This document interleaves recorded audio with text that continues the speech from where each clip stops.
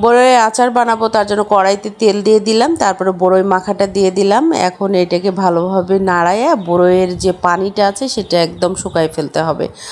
Hello everyone, আসসালামু আলাইকুম। সবাই কেমন আছেন? আশা করি সবাই ভালো আছেন। আলহামদুলিল্লাহ, আমিও আপনাদের দোয়ায় অনেক অনেক ভালো আছি। আলহামদুলিল্লাহ, আল্লাহর কাছে লাখ লাখ শুকরিয়া। প্রতিদিনের মতো আজকেও নতুন একটা ভিডিও নিয়ে চলে আসলাম আপনাদের সাথে শেয়ার করতে। তো এইখানে অনবরত নাড়তে হবে, পানিটা শুকায় আসলে তারপরে আমি চিনি দিয়ে দিব মিষ্টির জন্য।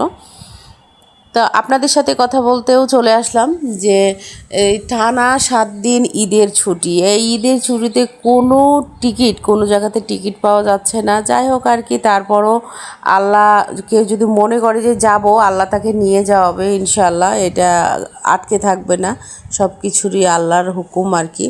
ইনশাল্লাহ সবাই সবারই মতো করে ভালোভাবে ছুটি কাটাবেন এবং ঈদটাও খুব সুন্দরভাবে করবেন, এ দোয়া করি আল্লাহর কাছে। যার যে আশা আল্লাহ জানে পূরণ করে।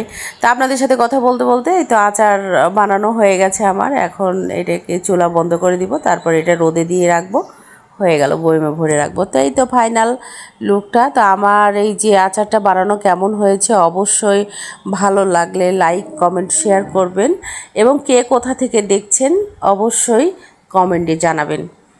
ভিডিওটা আজকের মতো এ পর্যন্তই। আল্লাহ হাফেজ।